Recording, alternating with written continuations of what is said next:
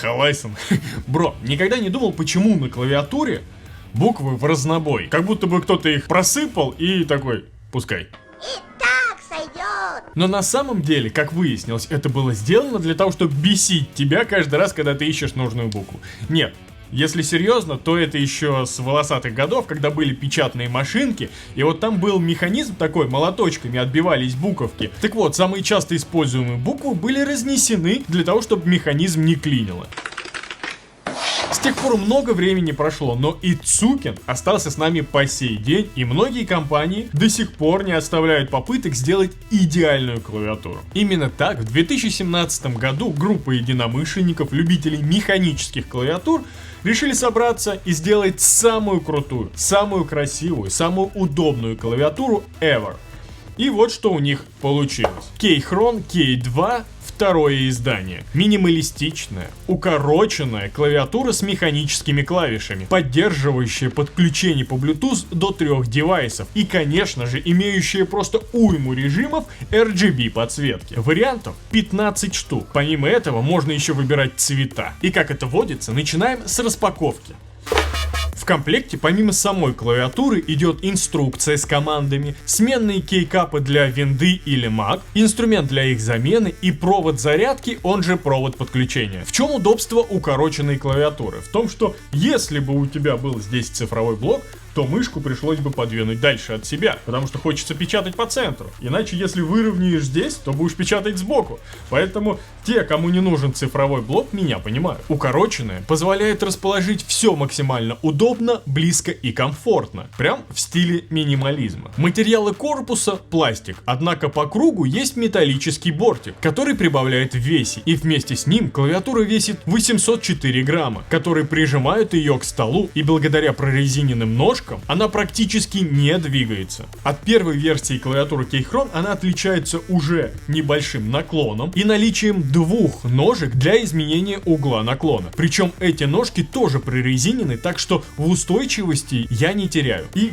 да, все механические клавиатуры достаточно высокие, потому что, конструкция требует этого. Но данная клавиатура еще выше, ведь в ней помимо механизма и подсветки есть еще и встроенный аккумуляторный 4000 мАч. Заявлено, что с ним она может проработать до 240 часов в режиме набора текста, правда без подсветки. И прошу меня извинить, я не собираюсь это проверять, потому что, я тупо не знаю столько букв. Но судя по отзывам и моим личным ощущениям, ее хватит примерно на 2-3 недели в нормальном среднем режиме. Тем более, что у нее есть режим сна, который включается спустя 10 минут бездействия, что помогает экономить заряд. Кстати, в инструкции показано, как его выключить, если он не нужен, и потом включить, осознав, что нет, все-таки нужен. У любой клавиатуры есть плюсы и минусы, а еще запятая, точка, капслок и пробел.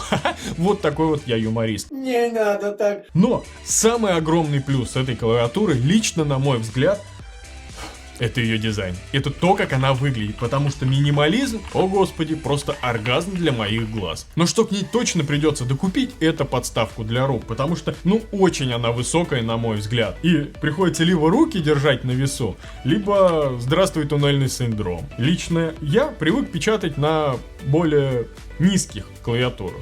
Для меня набирать текст на них намного удобнее. Однако для хорошей игры, конечно же, нужна механика с хорошим откликом. Поэтому, если у тебя вдруг дома стоит Mac для работы, а рядом с ним ПК для отдыха, и еще ты ставишь перед собой планшет и хочешь со всем этим взаимодействовать одной клавиатурой, то обрати внимание на эту. Подключение осуществляется через Bluetooth 5.1. Чтобы переключаться между устройствами, достаточно зажать клавишу FN и клавиши 1, 2 или 3. А вот переключение раскладки Windows, Mac или Android осуществляется с помощью переключателя на торце клавиатуры. Тут же рядом порт зарядки USB Type-C и переключение режимов работы Bluetooth или проводное подключение, а также выключение самой клавиатуры. Как бы сильно во время работы я не любил тишину, потому что работаю преимущественно ночью.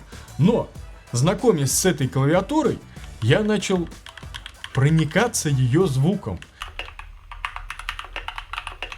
Есть в этом что-то из разряда ASMR, потому что звук, действительно приятный. Однако мои домашние, которые пытаются уснуть, почему-то не разделяют моего мнения. Плюс приходится немного привыкать к расположению дополнительных клавиш. Оно немного нестандартное, потому что я привык, что клавиша Backspace, она крайняя в правом верхнем углу. Но здесь немножечко не так, и периодически я либо улетаю куда-то наверх, нажимаю Page Up, либо меняю режим подсветки. Коих тут реально очень много, порядком 15 штук, так помимо этого я еще и могу выбирать цвет этой самой подсветки. Конечно, было бы удобнее делать все это через фирменные приложения, но его, к сожалению, нет. Однако в инструкции написано, что вполне себе можно использовать сторонние приложения. Например, карабинер для Mac или Sharp Case для Windows, где как раз таки можно отключить ненужные тебе клавиши, но макросы все равно не настроишь, так что, хотелось бы все-таки приложение. А подводя итог, хочется сказать, что внешне она прям, мега крутая. И даже к непривычному расположению некоторых клавиш можно привыкнуть, а уровень шума и ход клавиш для кого-то вообще является огромным плюсом и главным критерием выбора. Но вот общая высота клавиатуры,